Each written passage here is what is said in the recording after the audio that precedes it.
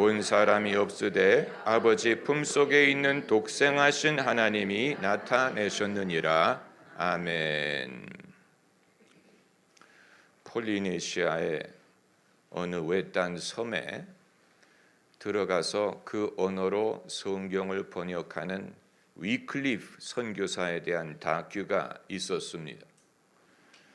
그 섬나라가 얼마나 잊혀진 사회인지 성경이 아직 그 언어로 번역된 적이 없는 그런 곳이었습니다. 그 영상 중에 그 섬나라의 어느 할아버지와 대화하는 장면을 찍었는데 그 할아버지가 말하기를 나는 이제 너무 늙었습니다. 나는 이제 힘이 없습니다. 이제 내가 예수님을 믿지만 내가 예수님을 위해 할 수 있는 것은 별로 없는데 왜 이렇게 오래 기다렸다가 우리에게 복음을 전해준 것입니까? 이렇게 한탄하는 그런 장면이 있었습니다. 정말로 보는 사람의 마음을 뭉클하게 하는 그런 장면이었는데 여러분 아마 대부분의 사람들이 자신을 하나님의 나라의 섭리의 칼렌더, 타임라인에 두었을 때 그 할아버지처럼 생각하는 사람이 많을 것입니다.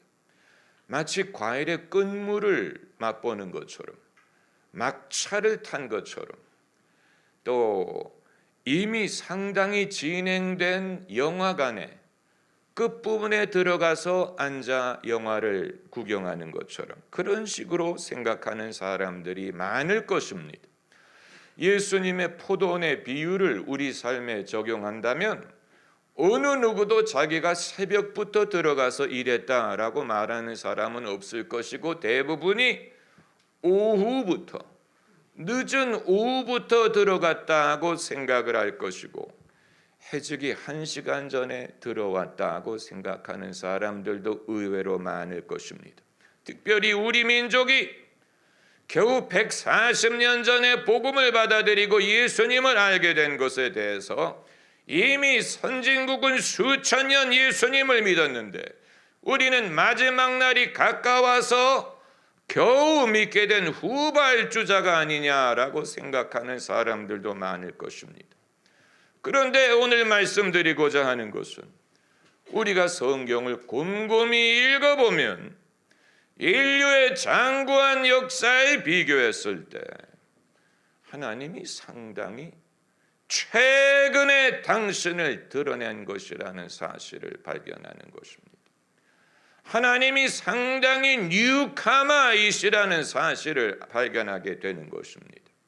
모세가 호렙산에서 하나님을 만나 뵀을 때 하나님에게 무엇을 여쭤봤는지 아세요? 하나님의 이름을 여쭤봤어요.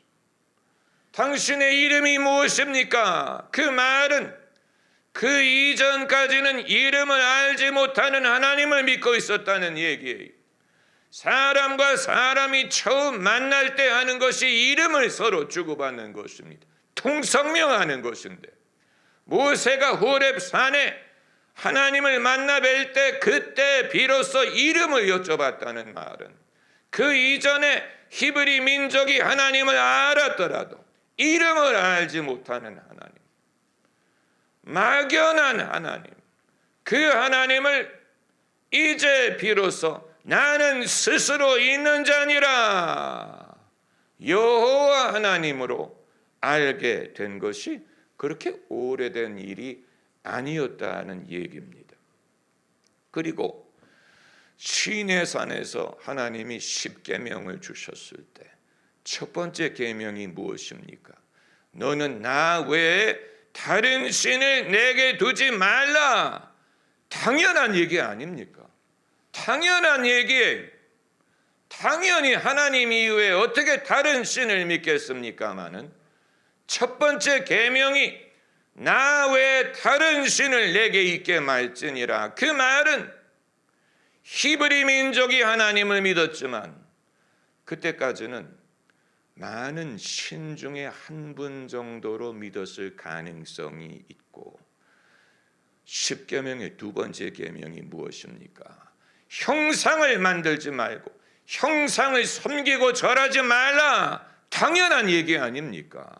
그러나 그때 와서야 비로소 하나님은 영이시기 때문에 하나님을 형상화하지 말아라, 이 귀한 말씀을 그제 비로소 그들에게 전한 것이고, 그리고 이어서 살인하지 말라, 도둑질하지 말라, 간음하지 말라, 거짓 증거하지 말라, 당연한 인류의 율법, 윤리 아닙니까?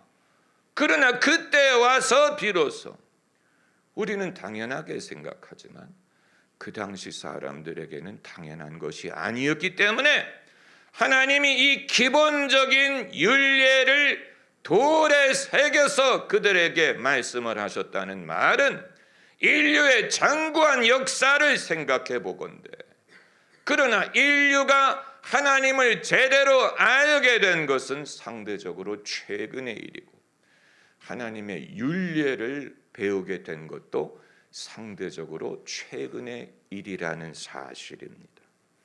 하나님이 우리가 생각하는 것처럼 태초에 천지를 창조하셨는데, 그럼 인류가 태초부터 하나님을 알지 않았겠느냐? 어렴풋이 알았겠지요.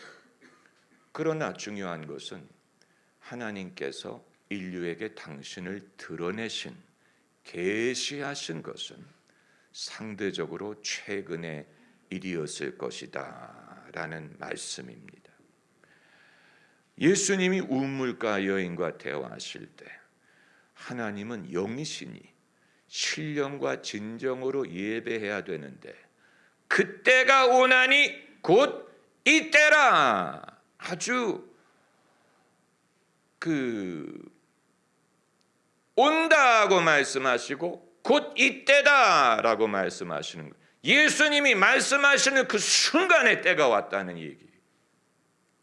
그 말은 그 이전에는 아직 때가 오지 않았다라는 말씀을 하는 것이고, 모세 때에 비로소 스스로 계시는 하나님으로 하나님을 계시하신 것처럼 예수님의 때에 비로소 신령과 진정으로 예배해야 된다는 것을 알리셨다는 말씀이 되는 것이고, 그리고 오늘 본문 말씀 18절에 본래 하나님을 본 사람이 없으되, 본래 없다고 하셨어요.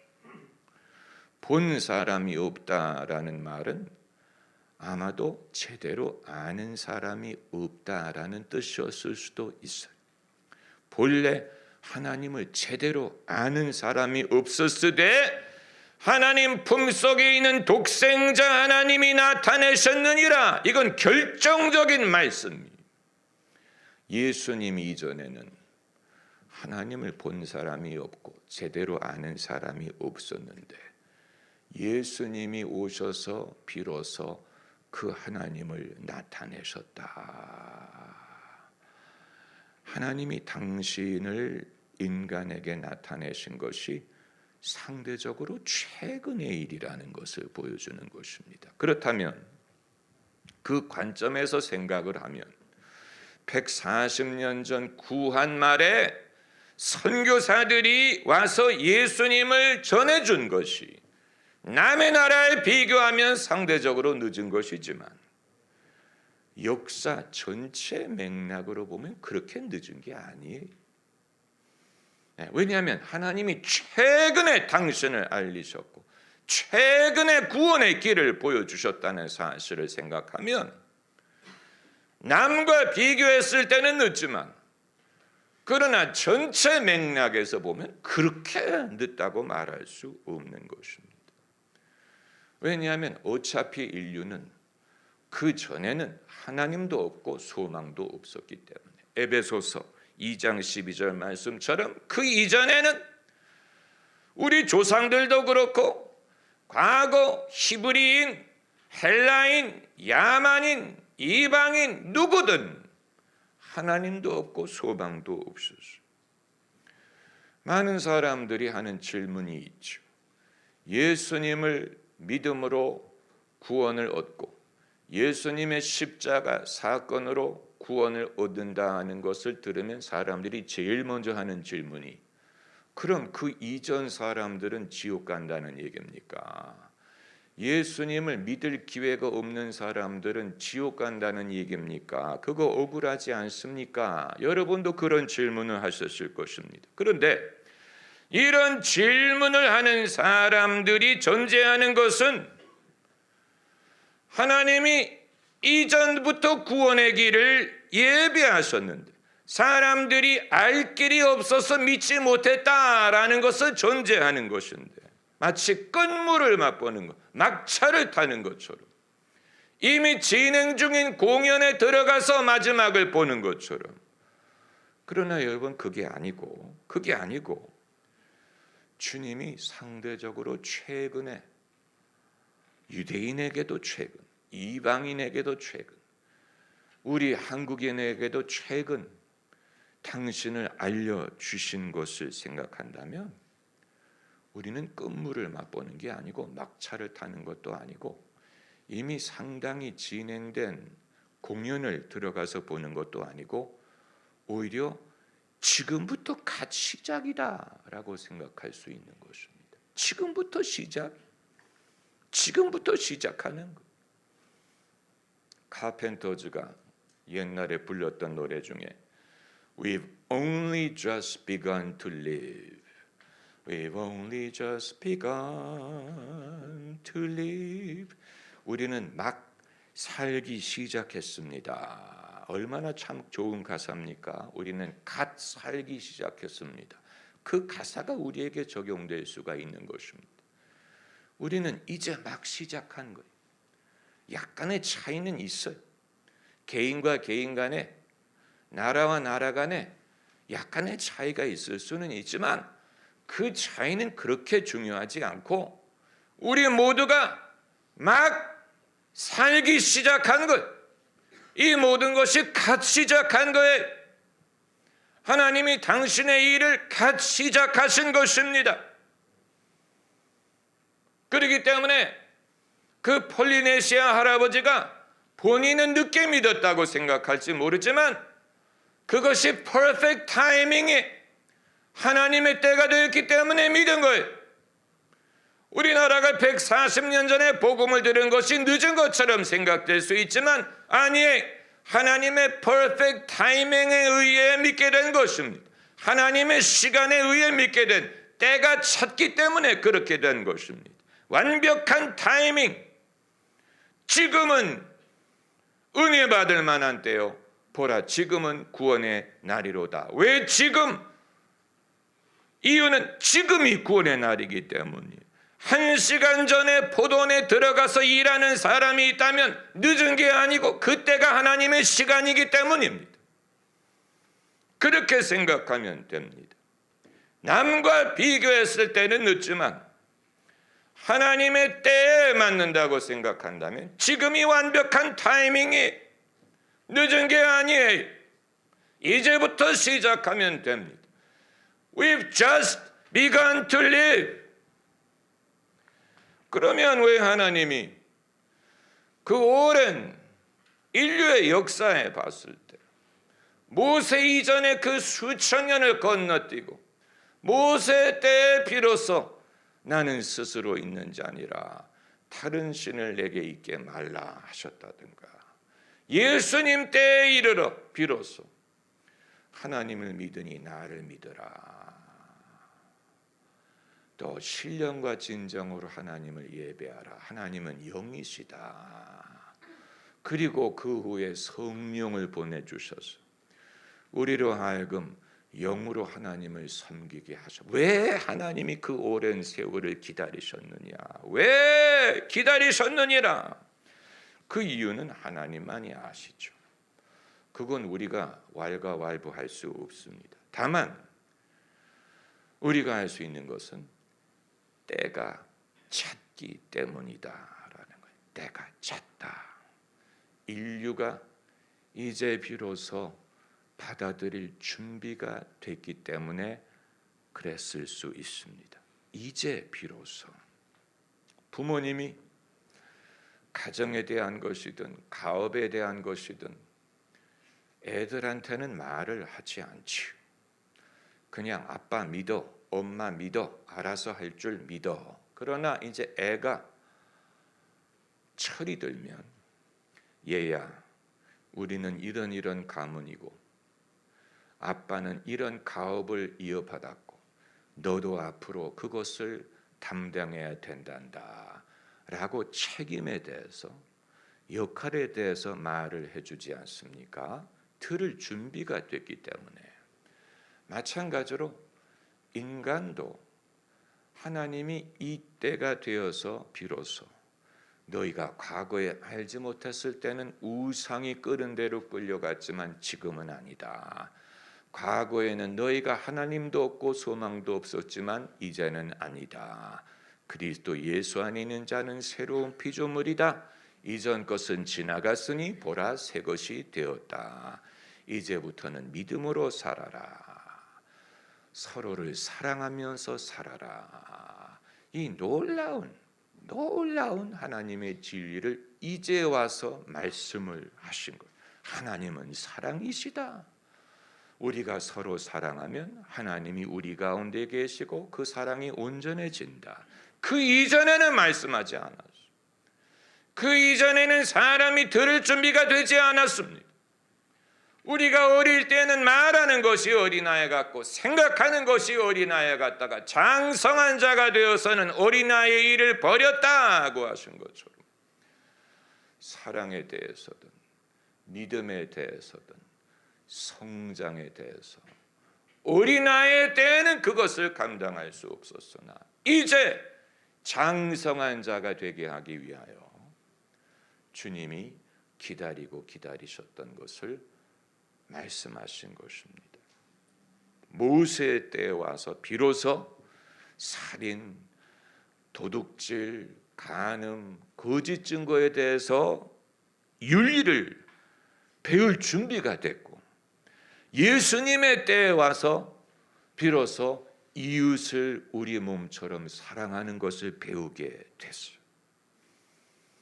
이런 식으로 생각하면 이 모든 것이 우리에게 많은 것을 시사하는데, 첫째는 우리는 복이 많은 사람이라는 사실. 할렐루야. 왜냐하면 이 시대에 태어났기 때문에, 이 시대에 태어난 게 얼마나 큰 축복이에요. 그러지 않고 무슨 단군 시대에 태어났다고 생각을 해보세요. 하나님을 알 수 없는 우상을 섬기는 그 시대에 태어나지 않고 이 시대에, 그리고 두 번째는 우리는 많은 것을 기대할 수 있다는 사실이에요. 성경 말씀에 너희 안에 착한 일을 시작하신 이가 그리스도 예수의 날까지 이루시리라. 시작하셨다는 말씀. 제가 몇 주 전에 이 똑같은 구절로 설교한 적이 있는데, 시작하셨다. 우리 안에 누가? 하나님께서 무엇을? 착한 일을 어떻게? 시작하셨어요. 그 말은 이전에는 없었던 일이라는 일. 이전에는 그 일을 하지 않았어요. 그 이전에도 하나님이 계셨죠. 만세 전부터 계셨어요. 그러나 그 이전에 우리 안에 하지 않았어요. 언제부터 시작하셨어요? 우리가 예수 그리스도를 믿은 후부터 그때 하나님이 착한 일을 하기 시작하셨어요. 놀라운 일이 아닙니까? 놀라운 일이에요. 그러므로 우리가 기대할 것이 많다는 사실이에요. 이건 마치 아기를 뵌 임산부와 같은 느낌일 것이라고 생각이 됩니다. 우리 남자분들은 아기를 뵌 적이 없기 때문에 내 안에 생명이 잉태되고 자라난다는 것이 어떤 느낌인지를 상상할 수밖에 없지만, 하나님이 우리 안에 착한 일, 선한 일, good things, 착한 일을 시작하셨다는 것은 아마 아기를 잉태한 임산부와 같을 것입니다. 뭔가 우리 안에 자라나고 있어요. Something is growing in me. God is at work within me. God is at work in me. 하나님이 내 안에 뭔가를 시작하셨어요. 처음에는 지극히 작습니다. 처음에는 지극히 작아도 생명은 생명, 팔딱팔딱 심장이 뛰어요. 팔딱팔딱 심장이 뛰어요. 초음파 검사할 때, 임산부 초음파 검사할 때 팔딱팔딱 뛰는 게 보여요. 심장이 뛰는 게 보여요. 살아있다는 얘기, 할렐루야. 마찬가지로 우리가 예수님을 믿은 후부터 Something is living in us. 우리 안에 뭔가 팔딱팔딱 뛰는 게 있어요. 지극히 작아요. 그럼에도 생명은 생명이, 할렐루야. 그리고 그것이 자라나기 시작하는 것입니다. 믿음이 자라나는 것처럼 우리 안에 시작하신 착한 일이 점점 자라나기 시작해요. 그래서 우리가 그것을 먹이기 위해서 성경 말씀을 읽는 것입니다. 영혼의 꼴, 성경 말씀을 읽어야 그 생명이 점점 성장하고, 우리가 기도를 해야 숨을 쉬고 산소를 들이키고, 그러면서 이 착한 일을 우리가 보존하는 것입니다. 생명은 보존할 가치가 있기 때문에, 할렐루야. 생명은 보호해야 돼. 부모가 자녀를 늘 눈여겨보는 이유는 생명을 보호하기 위한 것입니다. 환자를 병원에서 보호하는 이유는 생명을 보존하기 위한 것입니다. 생명은 보존할 가치가 있는 것입니다. 우리 안에 하나님이 시작하신 일은 생명이기 때문에 보존할 가치가 있어요. 아끼고 보호하고 키우고 생명이기 때문에 죽음의 권세로부터, 사망 권세로부터, 우리가 사망의 음침한 골짜기를 지나는 것 같을 때 주님이 지켜주시는 것을 절실히 의지하는 이유는 내 안에 생명이 있기 때문이에요. 할렐루야. 우리의 영혼을 보존하기를 원하는 것입니다. 사망의 음침한 골짜기가 무서운 이유는 내 안에 있는 이 생명을 죽이려고 위협하기 때문에 그런 것입니다. 우리의 믿음을 지켜야 될 필요가 거기에 있습니다. 그러므로 우리는 많은 것을 기대할 수 있고, 그리고 세 번째는 우리가 앞으로 할 일이 많습니다. 이것을 우리가 해지기 1시간 전에 들어간 사람이든 시간을 따지지 말고 우리가 앞으로 할 일이 많다. 남들이 해보지 못한 것을 우리가 부여받았기 때문에. 여러분, 명절 때 믿지 않는 분들은 제사를 지내지요. 저도 어렸을 때 명절 때마다 할아버지 제사 지낸 것을 기억합니다. 저는 할아버지를 뵌 적이 없어요. 우리 부모님이 결혼하기 전에 이미 돌아가셨기 때문에 제가 기억하는 할아버지는 흑백 사진의 오만 얼굴뿐이었어요. 그분이 저의 할아버지라고 해서 그런가 보다 한 거예요. 그리고 제삿날은 그게 잔치가 아닙니까? 가족들이 오래간만에 모여서 음식을 해먹고 즐거운 셀리브레이션인데, 저는 제삿날에 대한 추억이 한 번도 즐겁다는 그런 추억이 없어요. 항상 뭐가 긴장이 되고 음식은 간이 안 맞고, 작은 어머님이 정성스럽게 음식을 준비하셨지만 아직도 제가 그때 갈비찜과 수정과의 입맛을 기억합니다. 근데 하나도 즐겁지가 않았어요. 왜냐하면 우리 어머니도 시어머님 앞에서 긴장하고 계셨고, 우리 할머니도 며느리 앞에서 긴장하고 계셨고, 또 시누이들끼리 서로 긴장하고 있었고, 기쁜 일은 하나도 없었어요. 돌아가신 분을 생각하는 것이죠. 돌아가신 세대는 예수님을 몰랐을 수도 있어요. 얼마나 안타깝습니까? 그때는 하나님도 없었고 소망도 없었어요. 사명이라는 것을 알지 못했어요. 주님의 생명이 그 영혼 안에 거하지 않았어요. 정말로 슬픈 일이. 그러나 우리는 그렇지 않습니다. 우리는 그렇지 않습니다. 우리는 예수 믿기 이전을 경험해 봤고 예수님을 처음 믿었던 때를 경험을 해 봤어요. 우리나라의 교회가 부흥하기 이전을 기억하고 교회가 부흥하기 시작한 때를 겪어봤어요. 그리고 지금 이 시대를 살고 있는 것이니 얼마나 복이 있는 것이오. 많은 걸 경험했죠. 그 말은 아직 많은 사명이 있다는 뜻입니다. 성도님들이 부족하지만 저로부터 배우실 수 있는 대로 배우기를 제가 바라는 이유는 제가 가르쳐 드릴 것이 많기 때문.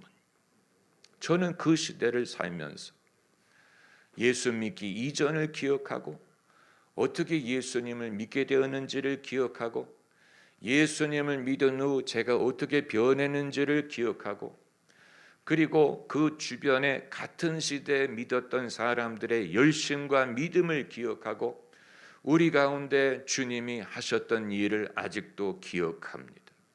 그것이 우리에게 주는 귀중한 많은 교훈들이 있고 시행착오가 있고 그리고 중요한 것은 앞으로 우리가 어디로 가야 되는가를 생각해야 될 책임이 우리에게 있다는 사실이에요. 할렐루야, 할렐루야.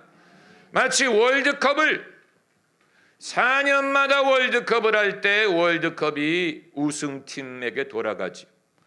그래서 이 월드컵 컵이 4년 전에는 독일이 차지했었고 그 4년 전에는 브라질이 차지했었고 또 4년 전에는 아르헨티나가 차지했는데 올해는 어느 나라가 이겼지요? 올해는 월드컵 누가 우승했지요? 잊어버렸어요. 아르헨티나가 우승했죠. 그래서 그 컵이 아르헨티나 소유가 된 거죠. 그 컵을 처음 만든 건 아닙니다. 아마 수십 년 전에 만들었을 거예요.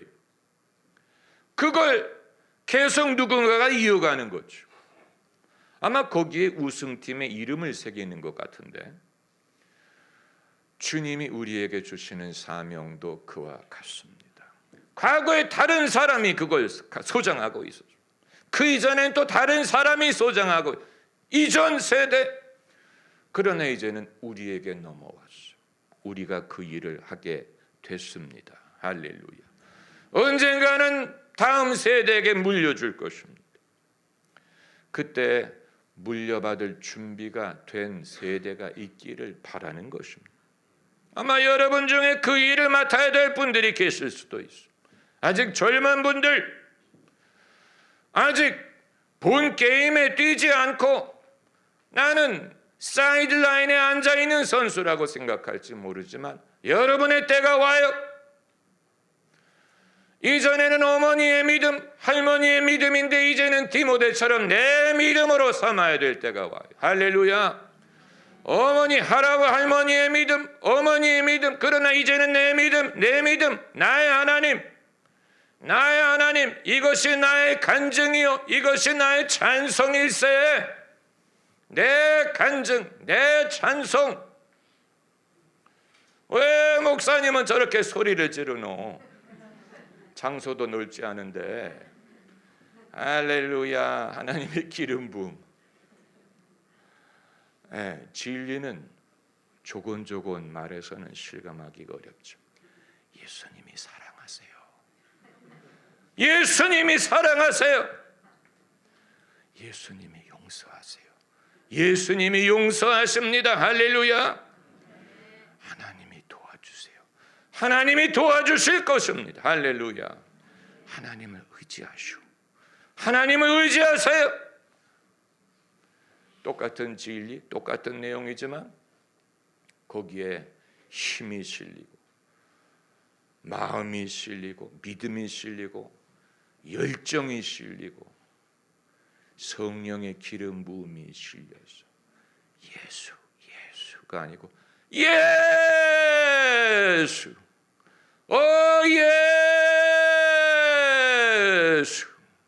예수여, 예수여, 나의 죄 위하여 보배 피를 흘리니 죄인 받으소서. 할렐루야, 할렐루야. 나의 입술의 모든 말과 나의 마음의 묵상이 주께 연락되기를 바라네. 여러분의 입술의 모든 말과 마음의 묵상, 여러분 마음의 믿음, 그 믿음은 하나님이 주신 선물이 생명을 주셨어요. 우리 안에 생명, 영생. 이상재 선생님이 나는 지금 영생을 누린다 크리스찬이셨죠. 나는 지금부터 영생을 누린다. 영생이 벌써 우리에게 있습니다. 그 사실을 믿으시기 바랍니다. 그러므로 하나님이 하실 일은 아직 전모를 드러내지 않았습니다. 다 안다고 말할 수 없습니다. 하나님이 하실 일을 카페트를 펼치는 마음으로 하나님이 하시는 일을 믿음으로 사는 자들이 펼쳐 나가게 될 것입니다. 그리고 거기에 그 찬란한 하나님의 섭리를 보게 되시기를 바랍니다. 할렐루야, 할렐루야, 오 할렐루야, 할렐루야. 우리가 손을 들고 기도하십시다.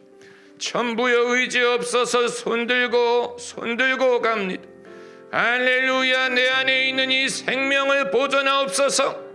생명 같은 이 믿음을 보호하옵소서. 사망의 음침한 골짜기에서 내게 주신 그 사명을 보존하게 하옵소서. 내가 넘어지지 않고 시험에 들지 않고 낙심하지 않고 패배하지 않고 승리하게 하옵소서. 오 믿으면 하나님의 영광을 보리라 하셨으니 아버지여 mine eyes have seen the glory of the coming of the Lord. 내가 하나님의 영광을 보게 하옵소서. 할렐루야. 함께 동성으로 기도하세요. 할렐루야. 예수께로 가면 오 나와 같은 아이 부르셨으니 할렐루야. 오 손을 붙잡고 어디서나 나를 인도하시니 할렐루야. 학교에서나 학원에서나 오 빈들에서나 직장에서나 할렐루야. 할렐루야. 안방에서나 오 작업실에서나 오 길에 갈 때나 오 서 있을 때나 누워 잘 때나 일어날 때나 주여 나를 지키소서. 오 내 영혼을 보존하옵소서. 내가 강하고 담대하리이다. 오 내가 넘어지지 아니하리.